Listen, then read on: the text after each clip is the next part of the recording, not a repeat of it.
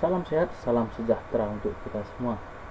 Perkenalkan, saya Dr. Ginting SPD, peserta pelatihan dasar CPNS tahun 2021, angkatan 56, kelompok 4. Pada hari ini saya membawakan agenda 2, nilai-nilai dasar CPNS, yaitu anti korupsi. Pengampu materi ini adalah Ibu Yamur Mahlia, SST MKes. Kita sering mendengar kata korupsi. Jadi, apa itu korupsi? Nah, mari kita simak, yaitu pengertian kata korup. Berdasarkan Kamus Bahasa Indonesia, korup berarti busuk, palsu, suap. Berdasarkan Kamus Hukum, korup adalah buruk, rusak, suka menerima uang sogok, menyelewengkan uang atau barang milik perusahaan atau negara, menerima uang dengan menggunakan jabatannya untuk kepentingan pribadi. Berdasarkan The Lexicon Webster Dictionary, korup adalah suatu kebejatan, ketidakjujuran, tidak bermoral, penyimpangan dari kesucian. Nah, kembali lagi kepada Kamus Bahasa Indonesia, korup adalah penyuapan atau pemalsuan. Berdasarkan Kamus Hukum, korup adalah penyelewengan atau penggelapan uang negara atau perusahaan sebagai tempat seorang bekerja untuk kepentingan pribadi ataupun orang lain. Nah, pengertian korupsi menurut ahli hukum, yaitu menurut Robert Hilgard, yaitu korupsi dapat terjadi jika adanya monopoli dan diskresi dan di mana kurangnya akuntabilitas. Menurut Indrianto Senoaji, yaitu berdasarkan pemahaman dan dimensi baru mengenai kejahatan yang memiliki konteks pembangunan, pengertian korupsi tidak lagi diasosiasikan dengan penggelapan keuangan negara saja. Tindakan bribery atau penyuapan dan kickbacks atau penerimaan komisi secara tidak sah juga dinilai sebagai sebuah kejahatan, yaitu dampak negatif korupsi. Secara umum, akibat korupsi itu adalah merugikan negara dan merusak sendi-sendi kebersamaan, serta memperlambat tercapainya tujuan nasional, diantaranya tata ekonomi, seperti pemborosan sumber-sumber daya, larinya modal ke luar negeri, gangguan terhadap perusahaan, dan gangguan penanaman modal. Yang kedua, tata sosial budaya, seperti revolusi sosial dan ketimpangan sosial. Tata politik, seperti ketidakstabilan politik, pengambil alihan kekuasaan, hilangnya bantuan luar negeri, hilangnya kewibawaan pemerintah. Yang terakhir itu tata administrasi, yaitu seperti tidak efisien, kurangnya kemampuan administrasi, hilangnya keahlian, hilangnya sumber-sumber negara, keterbatasan kebijaksanaan pemerintah, dan pengambilan tindakan-tindakan represif. Nah, korupsi itu dapat terjadi jika ada niat dan kesempatan, baik itu korupsi yang dilakukan dengan jumlah yang banyak ataupun sedikit, maupun dalam keadaan yang terpaksa ataupun dipaksa ataupun memaksa untuk melakukan tindakan korupsi. Nah, ciri-ciri korupsi itu dapat kita lihat sebagai berikut. Yang pertama, dilakukan oleh lebih dari satu orang. Yang kedua, merahasiakan motif atau ada keuntungan yang diraih. Yang ketiga, berhubungan dengan kekuasaan atau kewenangan tertentu. Yang keempat, berlindung di balik pembenaran hukum. Yang kelima, melanggar kaidah kejujuran dan norma hukum.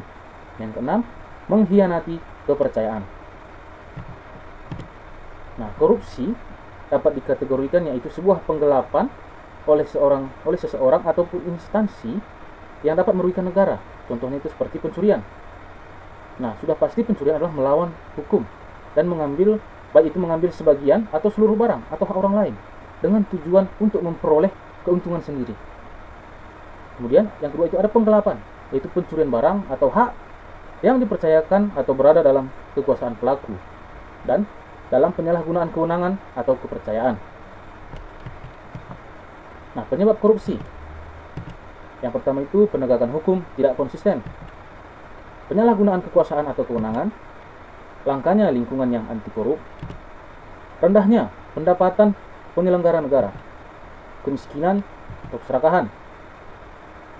Keuntungan korupsi lebih besar dari kerugian yang ditangkap.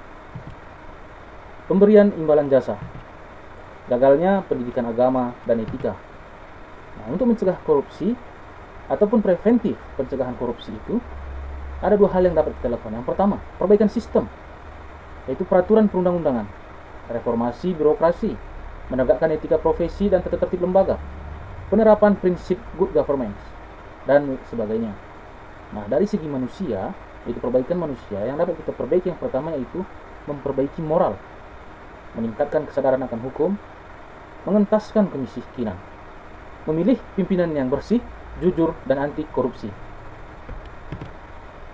Nah, peraturan perundangan yang berkaitan dengan korupsi. Yang pertama itu adalah Undang-Undang Dasar 1945, Pasal 5 ayat 1 dan Pasal 20 ayat 1.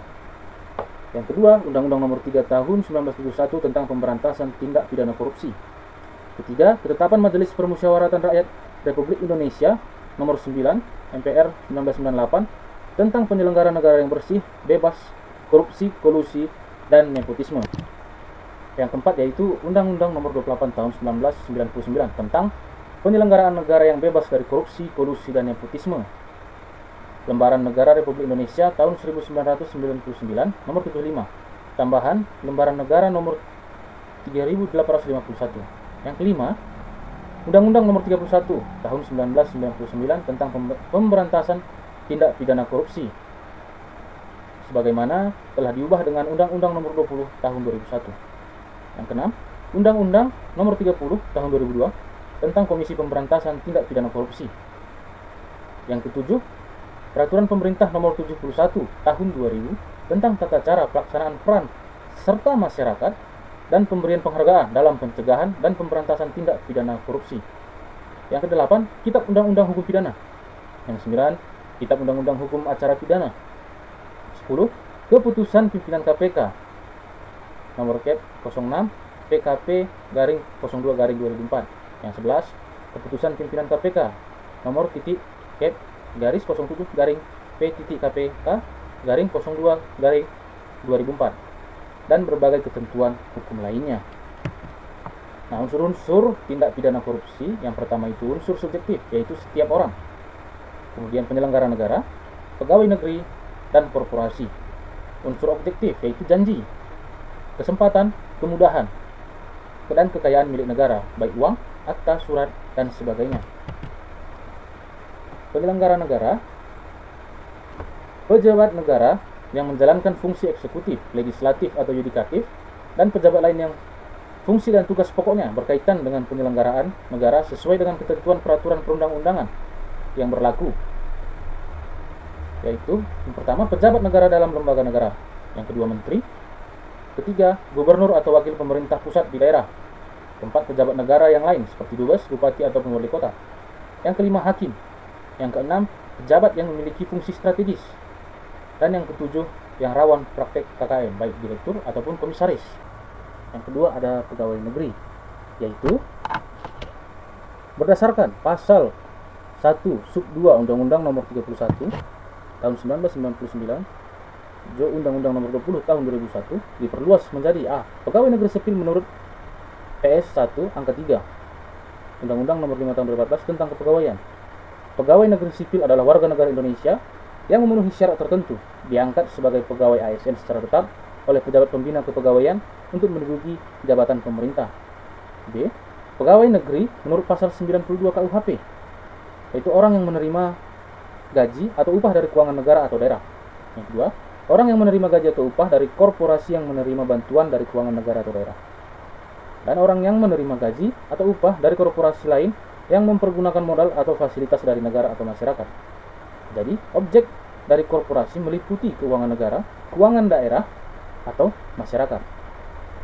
Korporasi adalah kumpulan orang dan atau kekayaan yang terorganisasi baik merupakan badan hukum maupun bukan badan hukum.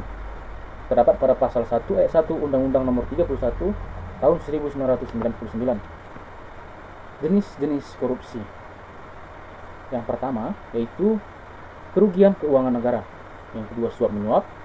3. Penggelapan dalam jabatan. 4. Pemerasan. 5. Perbuatan curang. 6. Benturan kepentingan dalam pengadaan. Dan yang terakhir adalah gratifikasi. Jenis tindak pidana korupsi ada 30 jenis delik korupsi, yakni 2 jenis delik mengatur tentang perbuatan yang merugikan keuangan negara atau perekonomian negara, dan 28 jenis delik mengatur tentang perilaku penyelenggara negara terkait dengan kekuasaannya. Tindak pidana lain yang berkaitan dengan tindak pidana korupsi, yang pertama, merintangi proses pemeriksaan perkara korupsi. Yang kedua, tidak memberikan keterangan atau memberi keterangan yang tidak benar. 3. bank yang tidak memberikan keterangan rekening tersangka. 4. Saksi atau ahli yang tidak memberi keterangan atau memberi keterangan palsu. 5. Orang yang memegang rahasia jabatan tidak memberikan keterangan atau memberikan keterangan palsu. 6. Saksi yang membuka identitas pelapor. Nah, jadi korupsi ini terdiri dari beberapa macam jenis, atau bisa disebut dengan tipologi korupsi. Yang pertama itu white dollar crime. Kemudian yang kedua Wolfram crime. 3. Invisible crime. 4. Public power atau economic power. 5. Liability. 6. Extraordinary crime. Dan 7. Professional fringe violator. Nah, jadi bagaimana caranya kita untuk menanamkan kesadaran anti korupsi? Kesadaran anti korupsi dapat ditanamkan melalui akuntabilitas spiritual, yaitu yang pertama adalah sebelum kehidupan dunia, yang kedua pada kehidupan dunia, yang ketiga kehidupan pasca dunia. Spiritual accountability. CPNS pun manusia, ia mempunyai spiritual accountability. Ia implementasikan dalam public accountability. Jadi spiritual accountability menuntun kita untuk memiliki niat baik, dan setelah memiliki niat baik kita bisa membuat visi dan misi yang baik, kemudian memberikan usaha yang terbaik untuk mencapai hasil yang terbaik. Sistem integritas nasional, yaitu bagaimana pribadi kita mampu untuk mencapai tujuan organisasi dan juga mencapai tujuan kesatuan dalam tataran bangsa. Tunas integrasi, yaitu berprinsip bahwa manusia adalah faktor kunci perubahan untuk pemberantasan korupsi. Nah, dengan cara bagaimana? Yaitu dengan cara memperbaiki akhlak dan moral dari manusia tersebut. Nah, peranan dari tunas integritas yaitu 1. Menjadi jembatan masa depan kesuksesan organisasi.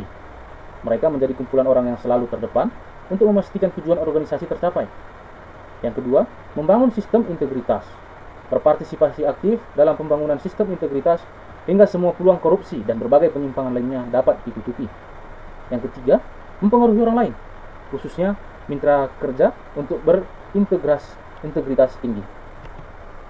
Nah, identifikasi nilai-nilai dasar anti korupsi yang pertama itu jujur, peduli, mandiri, disiplin, tanggung jawab, kerja keras, sederhana, berani, dan adil.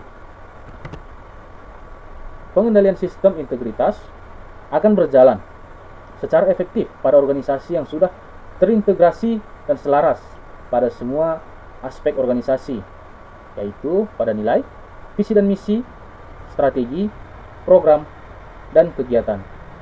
Dalam operasionalnya, setidaknya organisasi mempunyai kapasitas sumber daya manusia, keuangan atau pendanaan, teknologi, dan informasi komunikasi.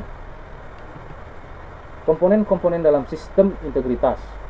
Sistem-sistem khusus untuk pengendalian korupsi dan standar etika, antara lain peningkatan peran pengawasan internal, post-employment, integrity checking, pengungkapan isu integritas, pengendalian gratifikasi, pelaporan harta kekayaan, analisis risiko terhadap integritas, revitalisasi, kode etik dan pedoman perilaku, seleksi dan keteladanan pimpinan puncak, evaluasi eksternal integritas. Demikianlah pokok bahasan agenda 2 pada hari ini. Terima kasih.